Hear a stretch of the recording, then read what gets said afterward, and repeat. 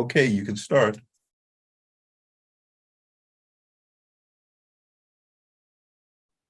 Good afternoon, everyone. My name is Dr. Jasmine Nolan Eccles. I am the chair of the Charter Commission. On today, we're going to begin our agenda with Secretary Bobo completing a roll call of all present commissioners. Yes, when I mention your name, please do say I am, or I'm here, or I'm present. So beginning with Chair Nolan Eccles. Aye. Commissioner Vice Chair Sheridan. Commissioner Crossland. Present. Commissioner Dwight. Commissioner Garth. Commissioner Grant. Present. Commissioner Intagliata. Present. Commissioner Riley. And Commissioner Bobo, I am also present. And now I will read off our ex officio members as well. The Honorable Darlene Green. The Honorable Joseph Vollmer. Director Christine Ingracia. Present. CD Counselor Sheena Hamilton. Present. Director Sonia Gray.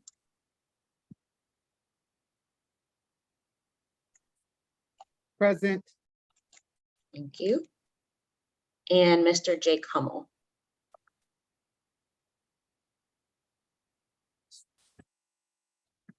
Okay, that concludes the roll for today. Do we have a quorum? Let's see.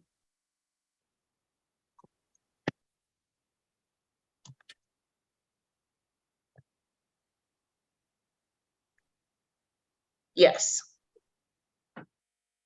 Okay, we have a quorum. Therefore, we're going to proceed with the second item on the agenda, which is a presentation from our city government overview, where Commissioner Casey Milberg, Policy Director, and Commissioner Christine, I get her last name wrong all the time, is going to do a presentation for us related to any city government overview concepts that we need to understand as a commission prior to the work that we are planning to do. You guys can take over at this point. Wonderful. First of all, thank you so much, Madam Chair, for that introduction.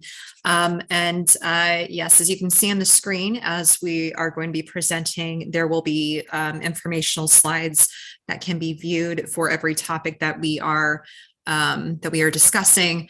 Once again, my name is Casey Milberg. I currently serve as the ex officio member representing the Mayor's Office on the Charter Commission. I currently serve as the Policy Director in the Mayor's Office.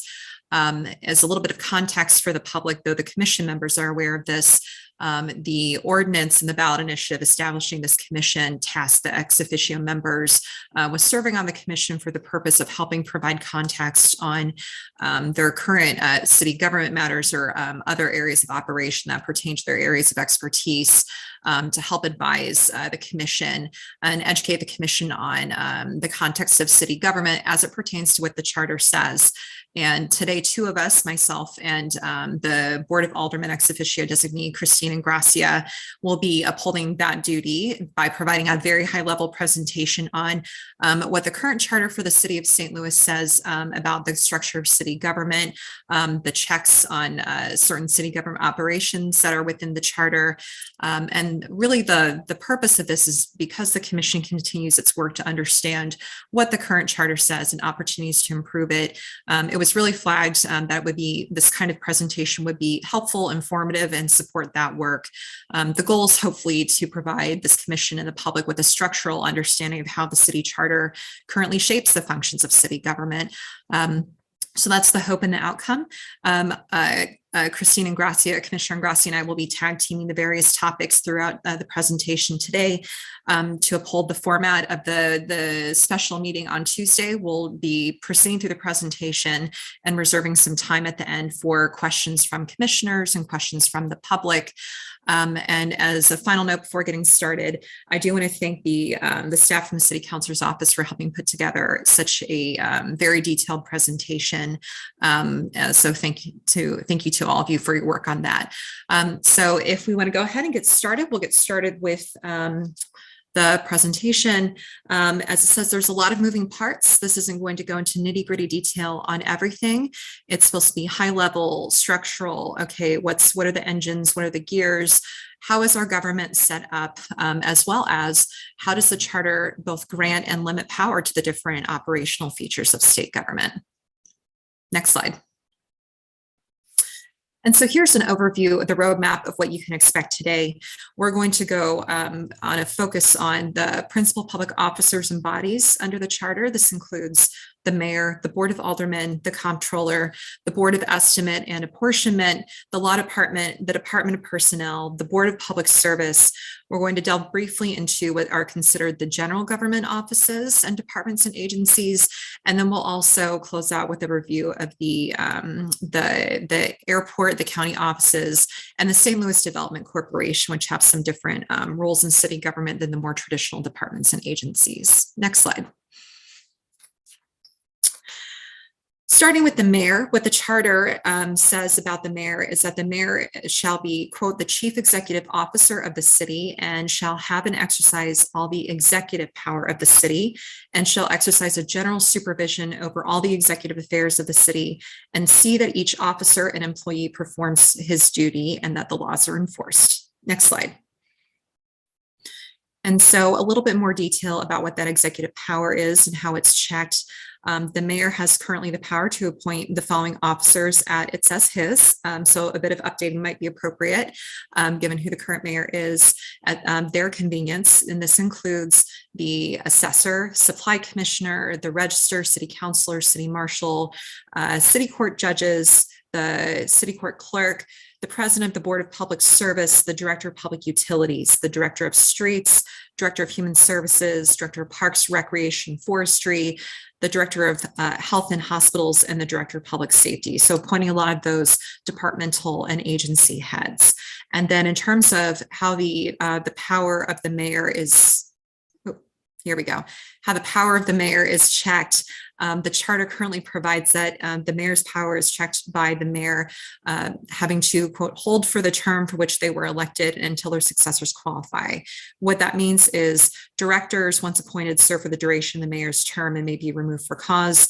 And then, of course, the mayor can be not, reelected or elected as the voters see fit. Next slide. A bit more detail, the mayor gets to, under the charter, appoint and remove all non-elected officers and employees. It provides that questions between officers about what their powers are and duties, that's determined by the mayor, except as the charter otherwise provides. So if the charter doesn't explicitly state what someone's duty or office is, and that's determined by the mayor. The mayor also has the power to examine what's going on with the departments and require them to produce accounts and papers and make reports available to them. So that's a bit of an oversight provision. More checking powers on the mayor's office. Again, it says, except as otherwise in this charter provided. And that phrase really serves as a bit of a check where the mayor does not have unfettered power. The charter does specify when the charter speaks, the mayor can't unilaterally override that. The mayor is not able to remove any office, department, or division head appointed to them except by demonstrating cause. And the charter further says that there's broad authority that the mayor has over the charter says that there's broad authority over personnel matters that also exist outside of the mayor through the Civil Service Commission, as well as through the personnel director. So another check on the power over employees in our city charter. And historically, certain services performed by certain city employees are now performed under professional service contracts with private entities. And those checks exist with the comptroller, as well as with the Board of President's Office and the Board of Estimate and Apportionment process to provide a little bit of oversight there. And next slide, and I will kick it over to former Alderwoman, current Commissioner Ingracia. Still not quite used to that. Thanks so much, Director Milberg, and good afternoon, everyone. Thanks for taking the time to kind of start to figure out the structure of city government. I'm going to dive into the Board of Aldermen. If we could move to the next slide. And I apologize, I forgot to review the last slide quickly. Just high level notes there. I'm so sorry about that. The mayor gets to perform all the executive power of the city and have general supervision. And again, the comptroller exercises fiscal checks, and there are fiscal checks with a 3-member board of estimate and apportionment. And then there's some high level detail in case commission members are interested. Current mayor's office budget is 2.6 million, and there are 19 employees. And now I will kick it over to you, Commissioner Ingracia. Thank you so much. So obviously the Board of Aldermen is the legislative making body in the city of St. Louis. Just a quick bit of history, just for points of interest. The city initially had 5 trustees in the very beginning, and then the 1914 charter adopted the 28 aldermen that we had until voters changed the charter in 2012 to move effective in 2023 to 14 aldermen, with the president being elected citywide as the 15th and the leader of the legislative body. The Board of Aldermen does have some checks and balances that fall underneath it. Obviously, when we pass board bills, we send those off to the mayor, and those can be vetoed either in their entirety or also by line.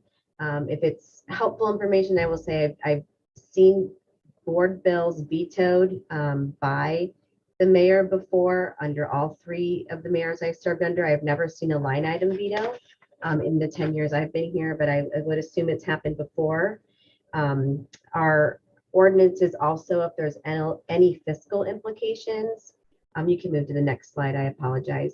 If there are fiscal implications, then before legislation is finally passed, which we call third reading, it does have to go to the Board of Estimate and Apportionment. The Board of Aldermen is not allowed to move forward any bills that have fiscal notes or again, financial implications without that check and balance as well. And the next slide discusses the fact that we do have limitations on what we are allowed to move forward in terms of fines for violations. That is something that has been a point of contention, as many of you know, a $500, $1,000 fine because it hasn't been looked at in a long time or changed may have meant a lot in 100 years ago, maybe not so much anymore. And then lastly, we do have a check and balance here at the board on selling or leasing property. The Board of Public Service, which we'll talk about a little bit later, and sometimes the comptroller's office is key in making sure that there's a check there in terms of getting rid of public property, especially the water department. And I am actually not 100% sure what the charitable purpose appropriation means in terms of subject to the administration or supervision of the city. So if anybody has questions about that, I will have to dig into that further. And next slide, moving on to the comptroller's office. The comptroller's office is part of the comptroller herself, the Board of Estimate and Apportionment. So it's the mayor, the president of the Board of Aldermen, and the comptroller. The Darlene Green is the head of basically our financial division in the city of St. Louis, oversees many of its fiscal departments, property and assets as well. Next slide. So under Article 15, discusses the fact that the comptroller should be the general accountant and auditor for the city. And so that also has implications for the credit of the city. Sometimes you'll see stories in the news about, we just recently, 5 days ago, had an increase in the credit rating of the city of St. Louis. The comptroller also ensures that no contract liability is incurred without previous authority of law or ordinance. So that's a check there in the comptroller's office back to the Board of Aldermen. Next slide. The comptroller's office is in charge of payroll in the city. and basically any sort of fiscal implication for any accounts that have to have any contract that gets signed that has fiscal implications. All of those pieces move through the comptroller's office at some point before they're able to be finalized. Next slide.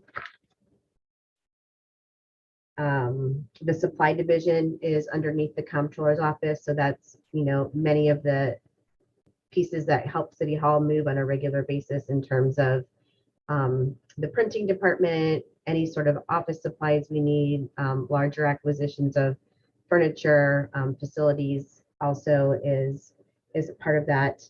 And then discusses the fact that the estimate and apportionment also will, along with the comptroller, certain some of the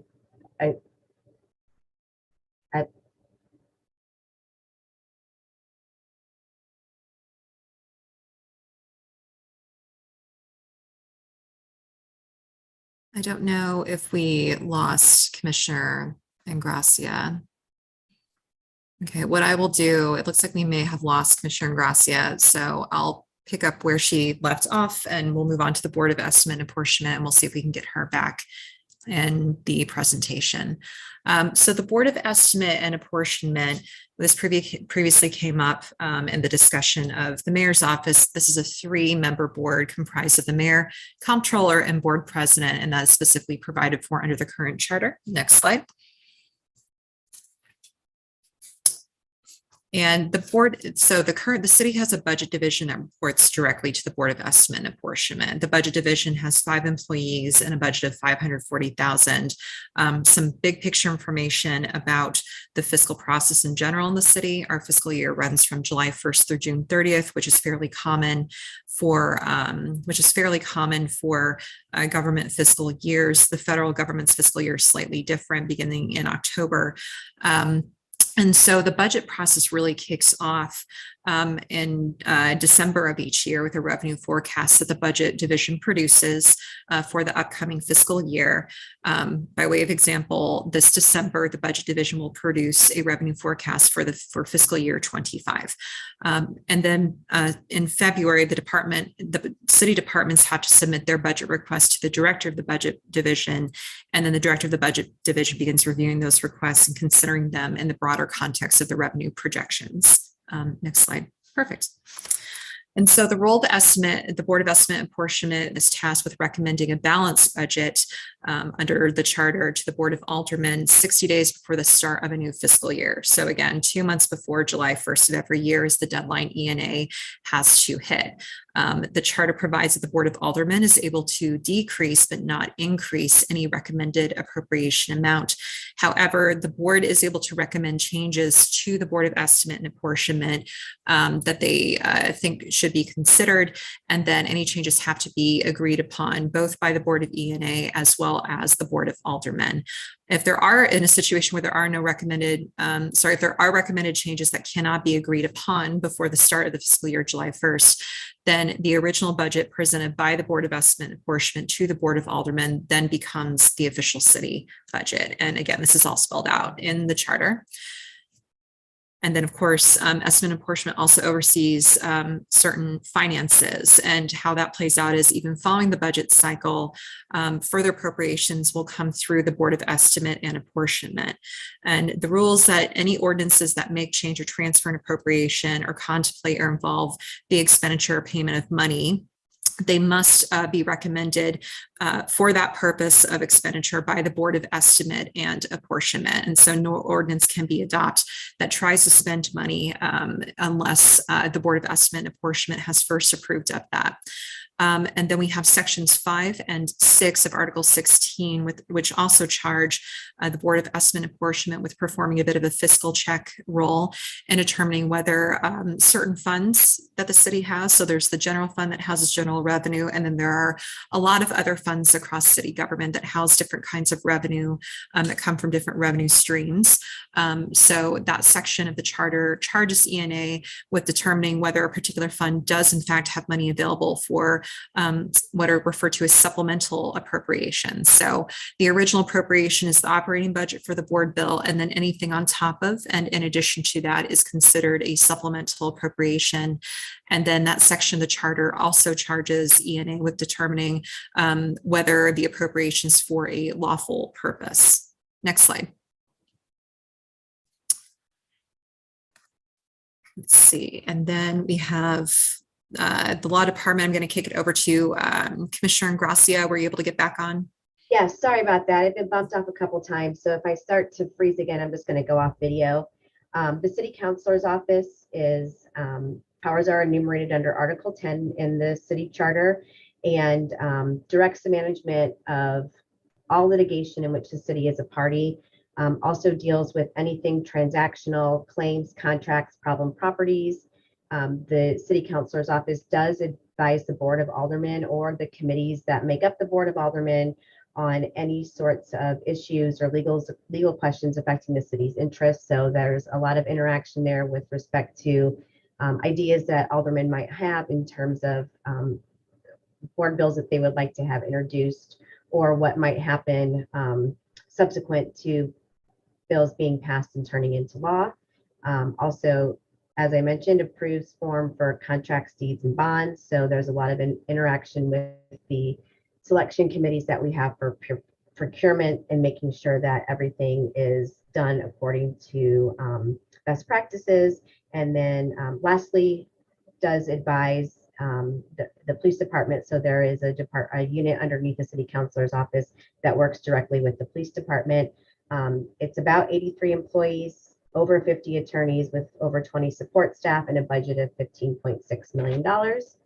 And civil service is up next. So Commissioner Milberg is up. Perfect, thank you. So the Civil Service Commission, the Personnel Director, those are interconnected processes, and they oversee, quote, pursuant to the charter, they're charged with overseeing, pursuant to the charter, a modern and comprehensive system of personnel administration for the city, whereby economy and effectiveness in the personal services rendered to the city and fairness and equity to the employees and the taxpayers of the city alike may be promoted. So there's a pretty broad charge there. The power of the Civil Service Commission is to, there's a few different powers. So the power of the Civil Service Commission is, looking at certifying individuals, for the position of directors, as well as recommending to the mayor and alders ordinances providing for compensation of employees, holidays, the time of work, attendance requirements, anything that you could think of as sort of in a more like human resources oriented nature. That's the easiest way to think about some of what's the purview of the Civil Service Commission, and ordinances and whatnot that really try to regulate those items have to start with the Civil Service Commission and Personnel Director. In terms of checks on that power, the Civil Service Commission is appointed by the mayor, and the mayor is able to remove members of the commission only for certain instances, which include nonfeasance, malfeasance, or misfeasance in office, and that is only after a public hearing. And in terms of the membership makeup, it's 3 members appointed to serve 2 to 6-year terms. And then there's some additional powers that are provided for. So Civil Service Commission is also tasked with prescribing and amending from time to time rules for the administration and enforcement for the provisions of, quote, this article. Again, the article is what governs, the compensation, hours of work, things like that for our employees. The Civil Service Commission is also vested with the power to consider and determine any matter, pretty broad, involved in the administration and enforcement of those more HR employee personnel matters, as well as rules and ordinances that are adopted. And so again, that harkens back to, if there is an ordinance that's going to address any of this, then it really has to start with Personnel Division and the Civil Service Commission. The charter also provides that the Civil Service Commission is able to order any employee the reinstatement of any employee who has been discharged or demoted or reduced in rank or compensation for religious, racial, or political reasons. So that's one of those good governance checks to make sure that, if there is a bad actor within city government, that there's a check that exists currently to counter that. And then in terms of other checks, specifically those provided on the Civil Service Commission, the commission doesn't have any outside of the powers that it's specifically given, doesn't have any administrative powers or duties. It's very limited to what the charter says its powers are. It also doesn't have, except as otherwise provided in the relevant article, it doesn't have the power to direct or control the actions, requirements, duties of any employee of the Department of Personnel or any other employee in the city, or action that they have to take. So in other words, it can't really get into the nitty gritty, day-to-day details of what an employee's life is or duties are for the city. It leaves that up to the discretion and the direction of their supervisors at the city. And then another check is neither the Civil Service Commission or its members have the power to take any action except by majority vote in meetings, which is a pretty standard threshold. And then, of course, moving on to the Personnel Director, which is, again, coexists along with the Civil Service Commission. The Director of Personnel is the head and secretary of the Civil Service Commission. So there's an interconnectedness specifically built into the charter there. The Personnel Director has very broad authority over how to classify employees, how they're compensated, their service rating, and how promotions are handled within city government. And they're also, the director is also charged to make investigations regarding enforcement and effective personnel provisions. So for example, if there's a suspicion that an employee is not being treated correctly, they're empowered to investigate that. Things of that nature. And then looking at how the personnel director's powers are currently checked or limited under the charter. Again, it's, except as such powers are specifically provided in, the Civil Service Commission. There's also the mayor has a little bit of a check on that power, and that they appoint the personnel director from a list of what are called eligibles. Those eligibles are determined by the Civil Service Commission. So there's a little bit of outside recommendation to the mayor, and then the mayor has to pick from that pool. And then the personnel director can currently only be removed for office on charges of nonfeasance, malfeasance, or misfeasance in office, and as well after a public hearing. So very similar to what we saw with the Civil Service Commission.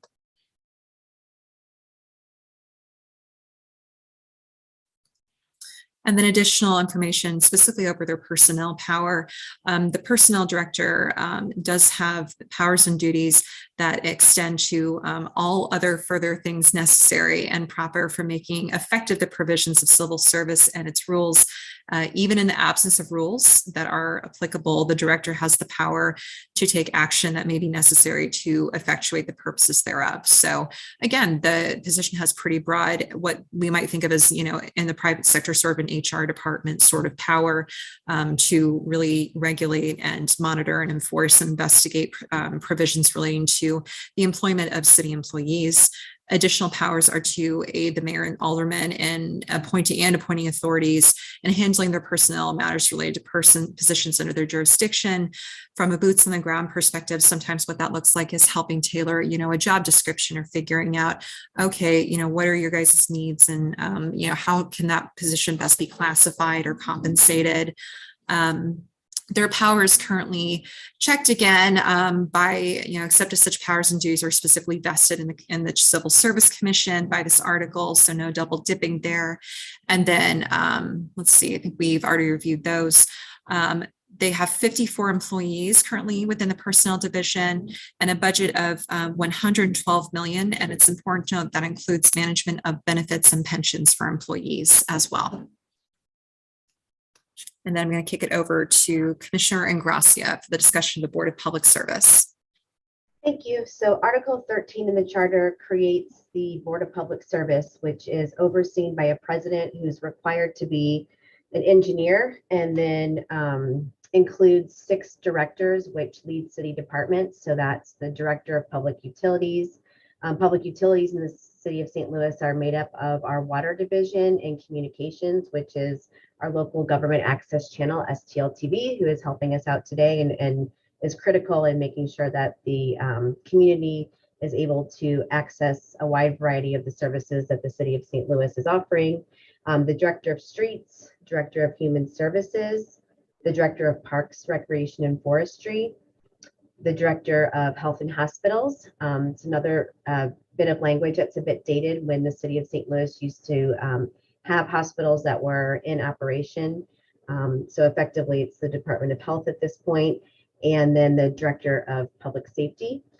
The Board of Public Service oversees most of any public works improvements on St. Louis City owned property or in projects which the city might have an interest. The Board of Public Service also oversees board capital funds, which are given each year to be spent at the discretion of each elected official, broken down by ward currently, for anything from parks improvements, lighting, streets, paving, dumpsters, you name it. If it's on city property, it's probably being overseen by the Board of Public Service. Next slide. Just do a quick overview of the member departments of the Board of Public Service. So we have the Department of Streets, which is currently led by Bethany Williams. They deal with I skipped a slide. So this is the list of the Public Safety Department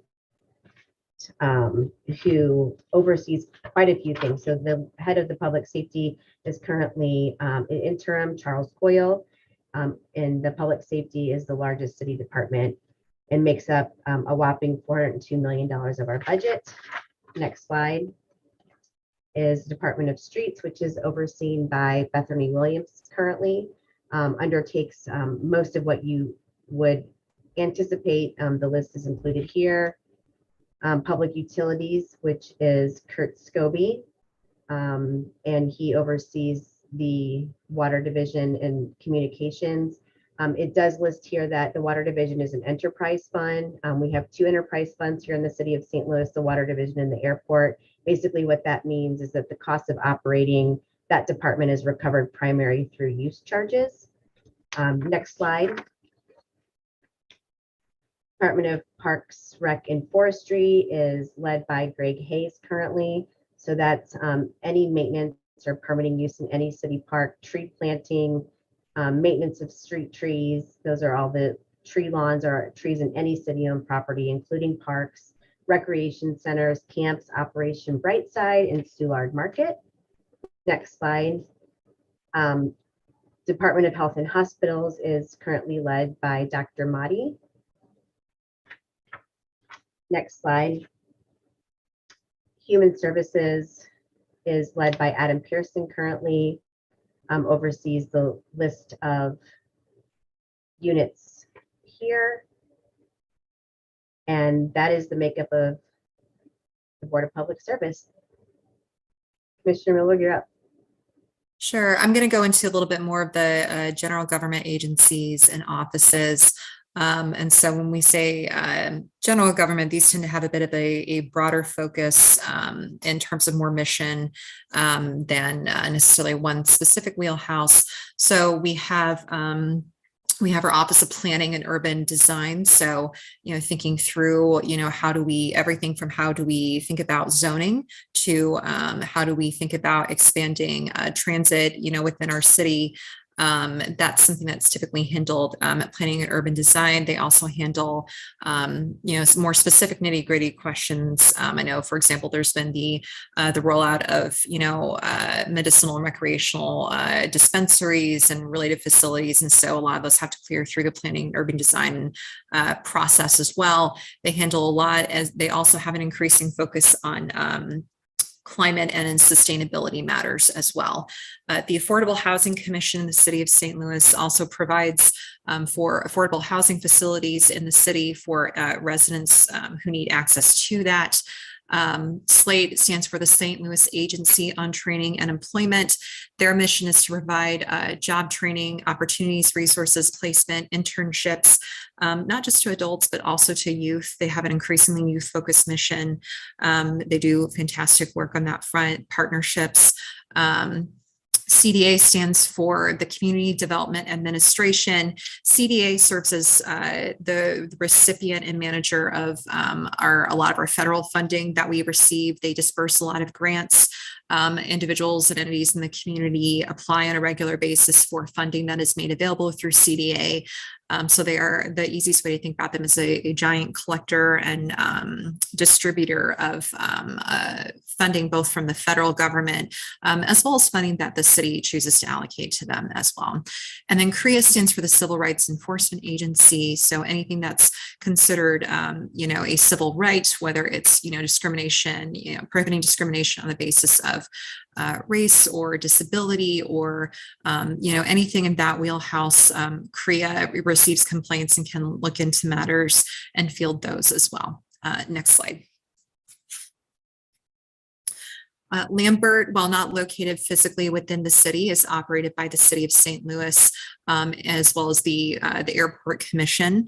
Airport revenues, which result mostly from payments that airlines make to the city for using the airport to manage their flights and facilitate flights. It also includes things like parking fees and any interest that are earned on fees. Airport revenues are specifically limited to the purposes of the airport. And let's see, looks like there's 519 employees and a budget of $519 million for the airport. And then, of course, we have the city-funded judicial offices. So we have city municipal courts. It is a branch of city government. They are tasked with enforcing city ordinances. So that's their purview. The circuit court, by way of contrast, is the clearinghouse for state offenses, city court, city ordinances. And the city also funds other apparatuses of the justice system, including the circuit attorney office, the city sheriff office, the state circuit court, the state juvenile court, the state drug court, as well as the public administrator, which can be appointed to serve as the conservator or the representative or guardian for individuals living with disabilities or for individuals who have no family and who survive that family. And the judicial offices collectively have about 651 employees and a budget of $68.5 million in the city budget for fiscal year 24. We also have the county offices, and this is one of the comments that was raised at I believe the first commission meeting is what's a county office. And so this is a listing of all the offices that are considered county offices. So it's our city treasurer, and they provide our banking, investment, parking, and financial empowerment services and financial education services as well. We have the recorder of deeds. The recorder of deeds handles records and certificates relating to birth, death, land, marriage, and some archival records as well. We have our board of election commissioners, and they're responsible for the maintenance and conducting public elections within the city. They're also responsible for voter registration and maintenance and safeguarding of those records. We also have the tax equalization board. The tax equalization board has the power to equalize. When you think about it, the equalization term is pretty broad and encompasses adjusting, reviewing, and correcting licensed tax books and determining whether everyone's listed as a taxpayer and if their tax returns to the city are indeed correct. And then we also have the medical examiner's office. The medical examiner's office can perform, autopsies on deceased in the city. They often also assist law enforcement and investigations. So they're a pretty small office, but they do have a pretty large mission as well, just in terms of the services they provide along those realms. We also have the collector of revenue. Collector of revenue is responsible for collecting real estate, personal property taxes, the water bills, and the earnings and payroll taxes. As some background information, currently the earning tax is the most significant single source of general fund revenue for the city. It comprises just over a third of our city's total revenues. And receipts from individual taxpayers make up about 80% of our total earnings tax bucket, and businesses make up the remaining 20% of the earnings tax bucket. The collector's revenue is authorized under state law, it's not the city charter, but state law, to retain a portion of the collections to pay for their office's operations. And funds that are not used for operations like interest go back to the city. We also have the license collector. The license collector issues city business licenses. And there is the related, there's the related Convention and Sports Facility Trust Fund. The source of revenue for that is a tax that we levy on hotel motel room sales, and the license collector also collects that revenue on a monthly basis. SLDC, which stands for the St. Louis Development Corporation, is a private corporation that is governed by a 9-member board of directors, and it is quasi-public and offers assistance to the public and both private entities to further city economic development goals. They do work in partnership with city government, with the Board of Aldermen, with the mayor's office, and their focus is on a wide range of economic development, from jobs, housing, transportation, and infrastructure, even some education topics, environmental protection, economic opportunity, equity and inclusion. Development projects typically go through the St. Louis Development Corporation to try to figure out, okay, what can we do in the city? And it's a pretty broad umbrella for a lot of other organizations members in the community might be familiar with.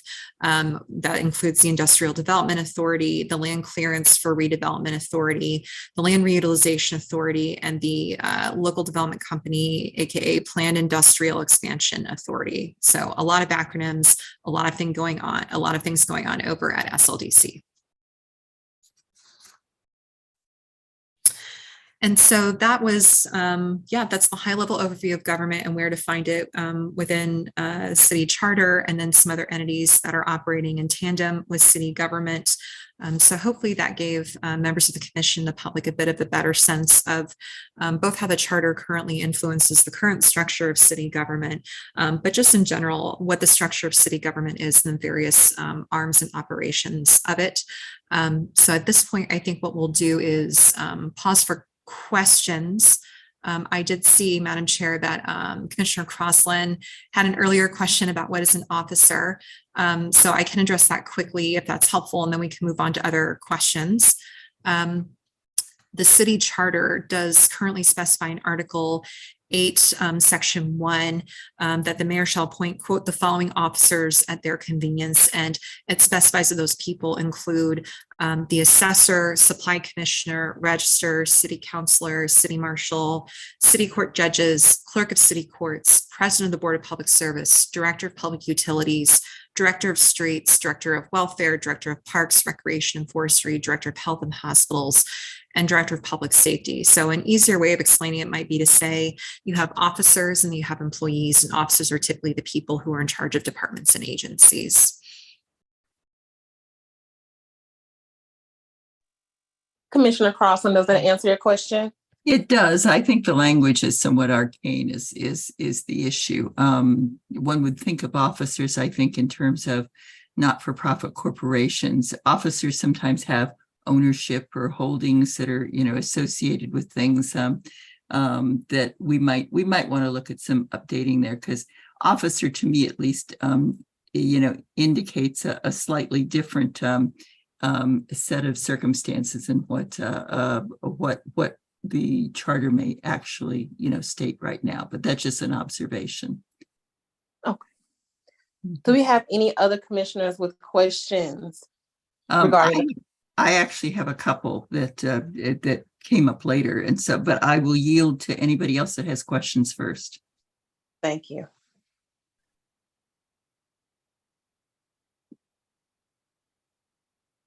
Okay, no other questions. So Commissioner Crossland, I'll let you go, and I'll go after you. Okay.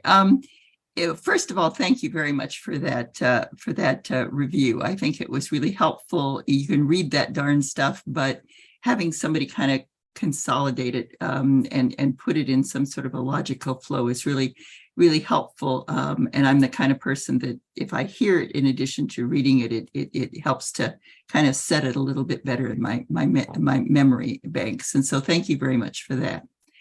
My comments, observations, etc., I think take off from what you've presented at this point. And when I think about what would help me in my role on the Charter Commission moving forward, there are at least a couple more pieces of information that would be really, really useful now based on what I've heard both from the previous presentation and the current one.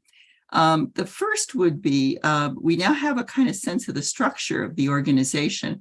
I would personally love to have some observations from the people in key roles or who work with the structures, et cetera, about what they think works and don't work, because it would help me to have somewhere from which to start, as opposed to just looking at the whole of the mass. And so having a better sense of what those who work with the structure on a daily basis are finding to be cumbersome, outdated, et cetera, would give us I think something to be able to, food for thought at least, and perhaps much more. The second thing that I personally would benefit from then is a better understanding of how I know that cities are evolving constantly, and their government, their structure of government is changing accordingly. We heard on Monday about peer cities. Peer cities can be, in terms of the kinds of structures that we have, the kinds of population we have, this kind of stuff. I would be very curious about what might be a grouping of peer cities, and what their structure of government might look like right now, so that we can also, I think, not because we necessarily want to change, but because it gives us some points in terms of comparison that might be useful to us in terms of discussion. And then the third thing, I thank you for that list of the county offices and stuff. I think that one of the it raises for me then this other issue that, and goes back then to the demographic discussion that we heard recently, that population is going down in the city of St. Louis. There's just no way to be able to to not see that straight in our faces. And when you talk to people, you hear it's about crime, it's about education, it's about housing, etc.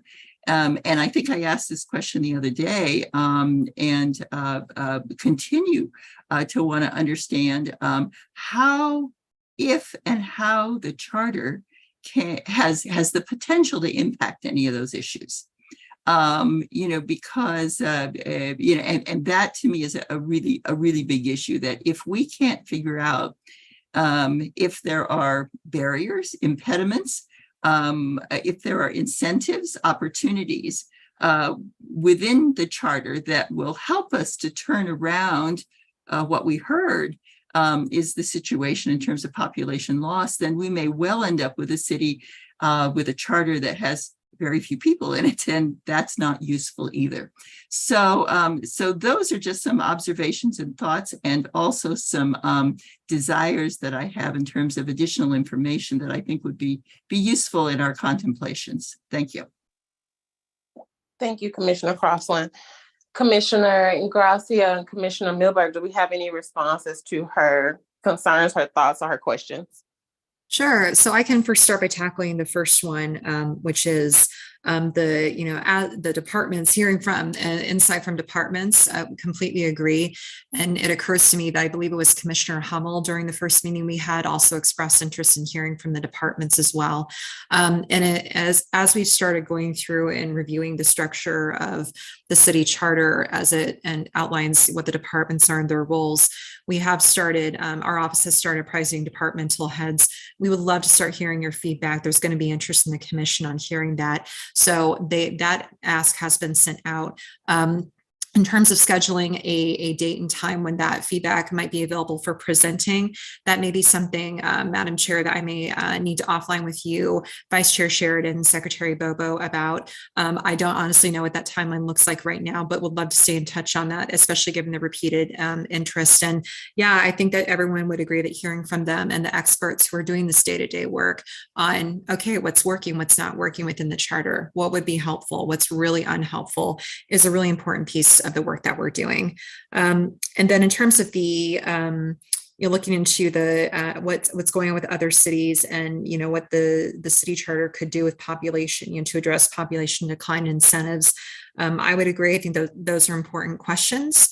Would be happy to work and support with the city council's office staff in any way that we can help dig into those pieces a little bit too. And Commissioner Gracia, I don't know if you have anything else to add to that. No, did we lose her? No, she's here. I think she's reconnecting right now. Okay. I'm back. Did I miss a question? I'm so sorry. No problem. My understanding was, so I apprised the commission that our office has begun to ask department heads to start identifying pieces of the city charter that, you know, work well, what maybe could be tweaked to work a little bit better. And that I know certainly I would be happy to work and support with the city councilor's office on some of the other topics of interest that were raised in terms of looking at, you know, what's happening in other cities that could be interesting models, you know, for structural governance, as well as you know, the population decline question is really interesting. And I think it'd be interesting to know if there are measures that other cities have taken in their charters as they're reforming them to address that. So yeah, I didn't know if you had any thoughts to add on top of that. The only thing I would add is, yeah, I'm happy to work with the commission. The board, including myself, have connections with places and other local elected officials across the country. So if there's a level of interest in bringing other speakers in who have kind of undertaken similar work more recently, I'd be happy to help with that. So keep me posted. And Director Milberg and I have talked about gathering feedback from department heads. So I would encourage the commission. I think that's a critical piece of this work, sort of the day-to-day operations and what's working well for people and what can be changed. It would be nice to have something that was a little more visionary and not something that was so very 1914, working in newer ways, better ways for us all. Okay, in the sake of time, I'm going to ask my questions and state my thoughts and perspectives. And then I'm going to open the floor to, we have one public comment, but for me and from my perspective on listening to the presentation, the current charter reads as businesses are restructured over several years. It literally reads like a business that in the current age is being restructured. And in doing so, I would have liked to hear if the current structure is or isn't working, why or why not, and in what areas. I would also like to, I'm going to open the floor to my commissioners that are present to ask for or request a motion be passed for the Board of Aldermen to complete a presentation for us. I think it's fine that we hear from other cities and other officials, and again, other academics in their rights, but we have to hear from the people that are here, that are on the grounds doing the work in our spaces, so we can understand what needs to be done for them to be efficient and effective. In addition to updating, upgrading, renovating what needs to be done for the charter to reflect the future of the city. So I think all things will happen in due time. We'll schedule special meetings with all persons involved, all persons that should be involved. And I think it needs to involve all departments, officials, and everybody in their rights. Sorry, I'm a bit under the weather, but I do have two questions. One for Commissioner Ingrassia. I'll start with you. Do you know, are you aware of any current efficiencies or deficiencies for the offices that you all represented today in the presentation? I don't feel like I can answer that question comprehensively or probably very accurately right now. And I also have to be mindful that I'm an appointee of the president of the board, so don't want to speak on her behalf without having discussed this with her before. I'm not trying to dodge the answer. I just want to make sure I'm answering thoughtfully. Okay. Commissioner Milberg, would the same thing be in reference to you in the mayor's office? Yes, correct. Okay, so are the two of you able to meet with those individuals in which you report to related to efficiencies and any other ineffective deficiencies? Maybe document those and provide them to the city councilor's office so that they can get them to us? Yes, absolutely. And if I can make a suggestion, since we have discussed ensuring that the departments are able to speak to similar thoughts and their perspectives as well. Perhaps we can discuss, making sure that all the information is being provided in a consistent fashion altogether. So it's not just, this piecemeal approach of, Board of Aldermen and mayor, and then we're waiting on departments, but to make sure that there's that comprehensive analytical assessment that you're referencing to deficiencies and whatnot that's provided together. So yeah, I think that's very doable.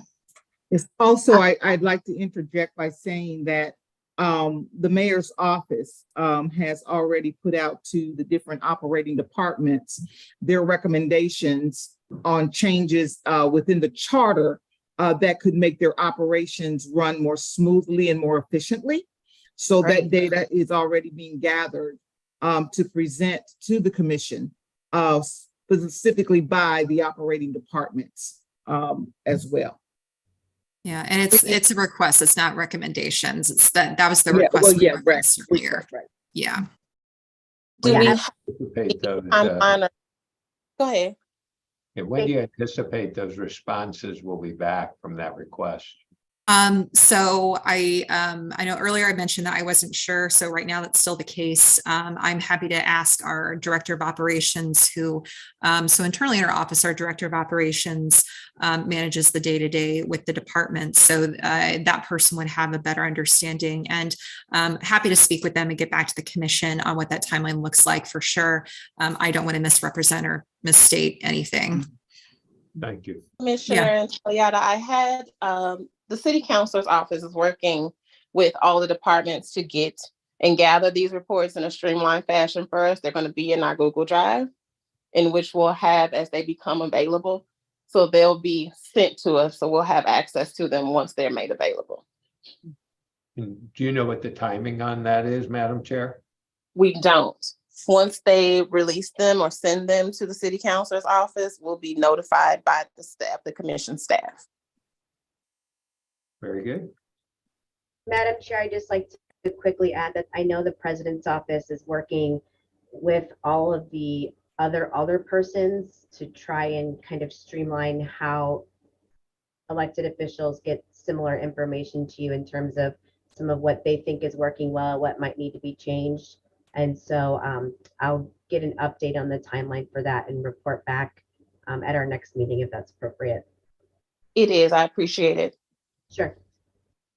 I also wanted to mention, I don't know if he left, but I did get a message from our speaker, Jerry Conley, that he had a time constraint and needed to leave. Okay. We appreciate Jerry. We know he's going to watch this and get back to us real soon. So we don't have any other public comment, which is the next item on the agenda. So I will submit the motion to adjourn to the commission. I so move. Second. Secretary Bubble, are you still present with us? I know she left and came back.